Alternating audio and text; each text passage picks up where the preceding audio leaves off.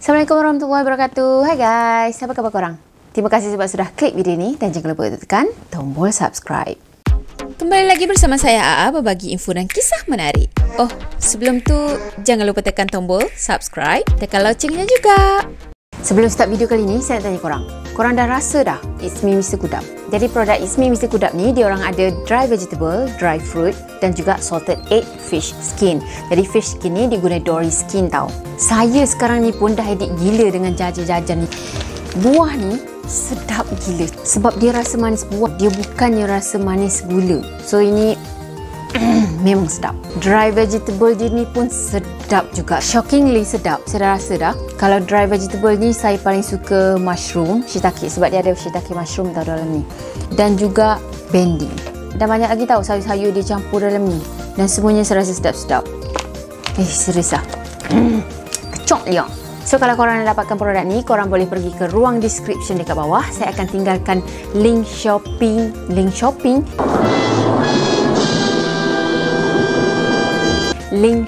dekat bawah. Jadi senang lah kan, korang klik je link Shopee tu dan korang terus pergi ke page Shopee, order kat sana, beli kat sana. Serius sedap. So jangan lupa dapatkan It's Me Mr. Kudap. Mr. Kudap. Okey, untuk video kes kali ni saya akan bawakan korang pergi ke Singapura. Korang dah pergi dah Singapura? Kalau korang tak pergi lagi ke Singapura, elok sangatlah tu. Sebab saya akan bawa korang pergi ke Singapura dalam beberapa episod.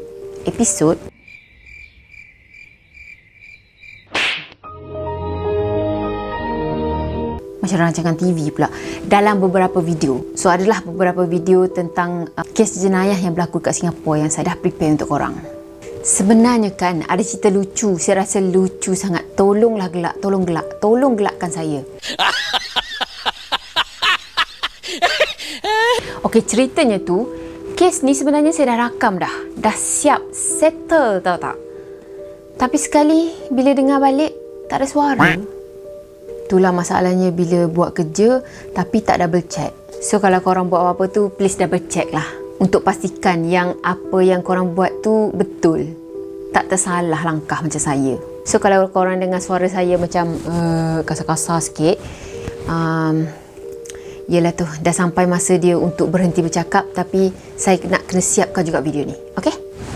Untuk korang. Okey, kes untuk video kali ni adalah kes pembunuhan yang berlaku di Geylang Bahru, Singapura. Kes ni berlaku pada 6 Januari 1979. Tapi sebenarnya kes ni sampai sekarang pun tak dapat nak dipecahkan, tak dapat nak diselesaikan. Maksudnya pembunuhnya terlepas, tak ada yang dihukum, dan juga semua orang masih tak tahu siapa pelaku sebenarnya. Okey, dah sedia? Jom kita mula. Dalam pukul 6.35 pagi, Tan Queen Chai dan juga isteri dia Lee Mei Ying, macam biasalah dia orang bersiap-siap pagi tu untuk pergi ke tempat kerja dia orang. Jadi mereka ni bekerja sebagai pengendali perkhidmatan bas mini untuk bawa pelajar-pelajar ni pergi ke sekolah. Kalau kat sini kita panggil bas sekolah. Jadi pasangan ni sebenarnya ada 4 orang anak. Anak mereka yang sulung adalah Tan Kok Peng berumur 10 tahun, yang kedua Tan Kok Hin berumur 8 tahun, yang ketiga Tan Kok Sun berumur 6 tahun, dan yang paling bongsu adalah Tan Chin Ni yang berumur 5 tahun. Jadi katanya masa tu sebenarnya anak-anak dia ni masih tidur lagi. Memang rutin harian dia orang tu macam tu. Kiranya mak bapaknya bangun dulu, siap-siap semua, lepas tu pergi kerja, pergi hantar budak-budak sekolah, lepas tu barulah dia akan kejutkan anak dia. Jadi anak dia yang besar-besar tu, 3 orang tu semuanya lelaki, dan yang bongsu je perempuan tau. Jadi yang lelaki 3 orang ni semuanya bersekolah dekat sekolah rendah, dan yang bongsu tu masih lagi dihantar dekat tadika. Jadi dalam jam 7.10 pagi tu, mak dia orang ni, si Mei Ying tadi, dia call anak-anak dia tau. Dia call anak-anak dia untuk kejutkan, bangun dan siap-siap untuk pergi sekolah. Tapi 3 kali dia call, tak ada yang jawab. Macam pelik lah, tak pernah benda ni berlaku tau. Lepas tu risaukan anak-anak dia tadi, dia call jiran dia, suruh tengokkan anak dia, suruh tolong kejutkan anak dia. Kok lah memang betul anak dia tak terbangun kan. Lepas tu jirannya tadi pergilah ke rumah pasangan ni, lepas tu ketuk-ketuk pintu untuk kejutkan anak-anak dia orang. Tapi masa tu dalam rumah tu senyap tau, sunyi, tak ada dengar apa-apa pun. Macam tak ada orang ke dalam rumah tu. Jadi dalam jam 10 pagi tu pasangan ni balik ke rumah dia. Lepas tu dia orang carilah mana pergi anak-anak aku ni. Sekali dia nampak anak-anak dia semuanya ada kat dalam bilik air. Dan keadaan anak-anak dia tu sangat-sangat menyayat hati tau. Diorang ada dalam keadaan terbaring dalam bilik air, duduk bertimbun antara satu sama lain dan badannya tu penuh dengan darah. Dan masa tu diorang semua dah tak bergerak dah. Jadi semua mayat anak-anak dia ni ada kesan luka dekat bahagian kepala. Lengan anak sulung dia pula, dia macam hampir terputus tau. Si anak bongsu dia pun ada kesan luka dekat bahagian muka. Lepas tengok keadaan anak-anak dia tadi macam gitu, diorang ni memang terkejut gila. Lepas tu terus telefon polis, buat laporan polis. Jadi bila pihak polis ni buat bedah siasat, pihak polis buat kenyataan yang lebih daripada 30 kesan torehan yang ada dekat setiap badan anak-anak dia. Maksudnya semua pun sama, lebih daripada 30 kesan torehan tau. Lepas tu pihak polis ni buat temubual ataupun soal siasat lebih daripada 100 orang jiran-jiran dia. Dan pihak polis juga buat rayuan secara terbuka kepada mana-mana individu yang mungkin jadi saksi ataupun yang nampak kes kejadian pembunuhan ni berlaku. Jadi diorang mohon untuk bagi keterangan dekat pihak polis dan tolong dalam selesaikan kes ni. Sebenarnya ada seorang jiran tahu, namanya Yam Yintin yang berusia 68 tahun. Jadi Yam ni sebenarnya kebiasaan dia akan duduk dekat luar rumah dia, dekat beranda luar rumah dia kan. Lepas tu dia akan santai-santai lah duduk kat luar tu, macam makan pagi ke, ngopi ke apa kan. Dan memang dia akan nampak, dia akan tahu siapa je yang keluar masuk ke rumah pasangan tadi. Tapi katanya pagi tu kebetulan pula, dia tak duduk kat luar tu, dia tak buat rutin harian dia sebab dia ada kat dalam rumah tengah cuci rambut. Jadi masa tu pihak polis ni buat kesimpulan awal yang pembunuhan ni dirancang secara rapi. Sampaikan tak banyak bukti yang tertinggal kat belakang. Tapi bukan maksudnya tak ada bukti langsung. Ada buktinya. Sebenarnya ada kesan darah dekat sink dapur tu. Dan pihak polis percaya yang pembunuh ni dia bersihkan diri dia dulu sebelum keluar daripada rumah tu. Lepas tu kan tak ada pun bukti yang mengatakan pembunuh tu masuk ke dalam rumah secara paksa. Maksudnya apa? Maksudnya si pembunuh ni dia orang kenal tau. Budak-budak tu kenal. Rumah dia orang tu pun tak nampak macam digeledah. Rumahnya macam tersusun je. Bukan macam rumah yang dipecah masuk tu.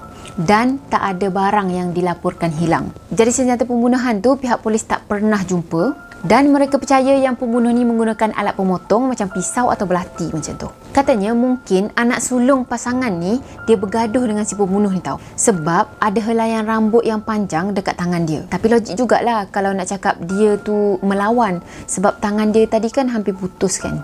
Jadi lepas tu siasatan dilakukan oleh bahagian siasatan khas Jabatan Siasatan Jenayah. Masa tu mereka tak dapat nak kenal pasti apa motif di sebalik pembunuhan ni. Tapi mereka menyimpulkan bahawa pembunuh ni didorong dengan rasa dendam. Jadi lepas 2 minggu pembunuhan tu, Mei Ying dan juga Kuing Chai tadi dia ada terima satu kad tau. Jadi kad ni adalah kad tahun baru Cina. Dan gambarnya tu ada macam gambar beberapa orang kanak-kanak tengah main dengan gembiranya. Dan isi kad tu dia cakap macam ni. Sekarang anda tidak boleh ada keturunan lagi. Ha ha ha ha macam tu. Dan yang paling creepy saya rasa dia punya signature tu tau. Dia tulis daripada pembunuh. Macam tu.